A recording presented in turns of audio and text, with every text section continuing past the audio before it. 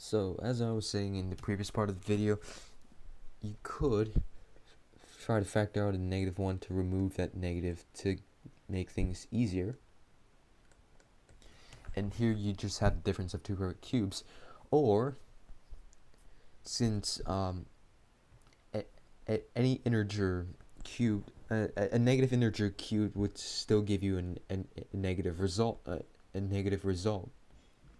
You can simply apply the formula for the sum of two perfect cubes, except you're just taking the a cubed value as negative, and that will still work out because a would just equal -4. Either way you work with this, it should still yield the same result. So let's try at least one of these ways. So let's try this bottom method over here. What we end up with is -4. Let's see, -4.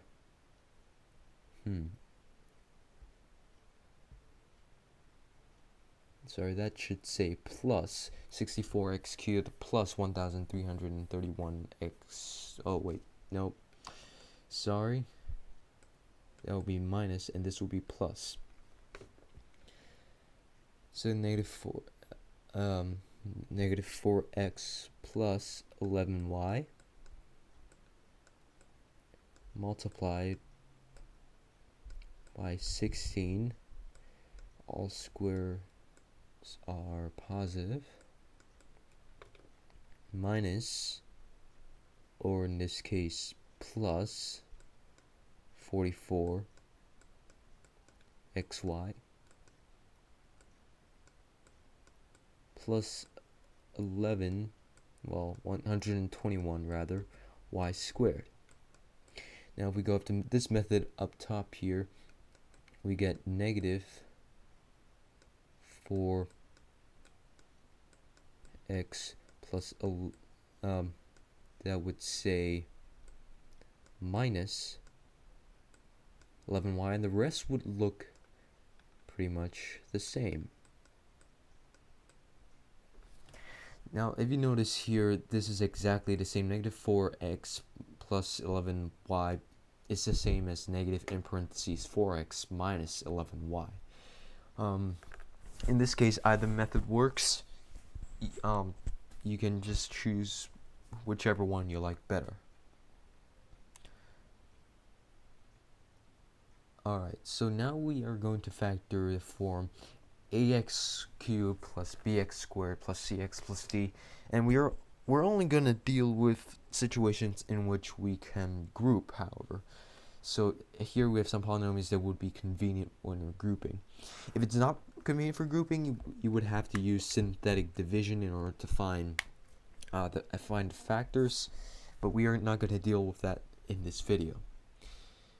So if we remember from the splitting the middle method, one of the last steps that we did was that once we had split the middle term, we started grouping them into two binomials. What we are going to do with these polynomials of higher degrees is that we're going to do exactly the same. They have already been set up in a way that would allow us to form binomials. So in this case, we are going to split this by taking the first two values and the last two values. We're going to try in the next example to take the odd and the even values, and that should show you that it works either way. And yeah, that also applies to the splitting the middle method. So in this case, let me use different colors. We had 3x squared plus 3x cubed plus 9x squared, sorry. And we've got 6x plus 15. So looking here at 3x cubed plus 9 plus 9x squared, we can factor out 3x squared. What we would have left inside is x plus 3. And looking over here at the next binomial, we can factor out, let's see, 3.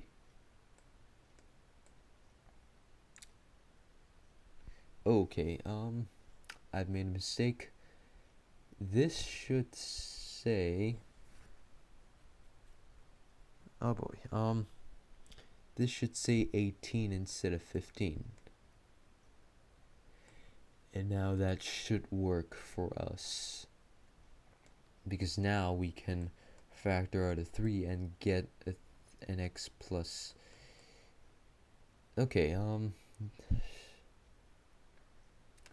no, that would still, would it? Yes. Okay, so in this case we are simply factoring out 6 instead of 3. Sorry about the confusion. The final form of this polynomial is 3x cubed plus 9x squared plus 6x plus 18. And now we have 3x squared times, in parentheses, x plus 3 plus, on the other binomial, 6 times x plus 3. Sorry for the confusion. So now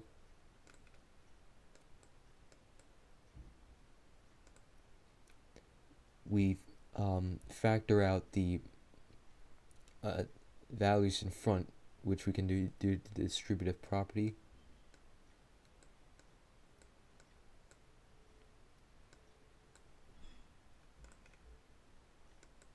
To give us 3x squared plus 6, and I'm color coding these to just show you where these came from. And now x plus 3 in black, because that came from both binomials. And so we are not quite yet done. We still need to factor out the 3 in this case to give us 3 times, in parentheses, x squared plus 2 x plus 3. And that is how it is done using grouping. So let's try the other. Let's try this group according to even and odd terms in this second example. So let's color code this. We are gonna have odds and evens.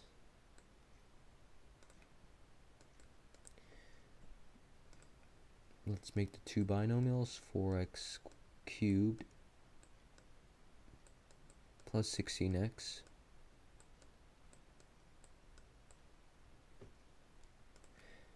and this will yield the same results as if we would do it the other way. I think my numbers are right on this one. So let's just really quickly, 4x x squared plus 4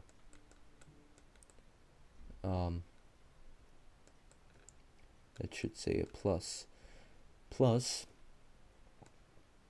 9 x squared plus 4, and that gives us 4x plus 9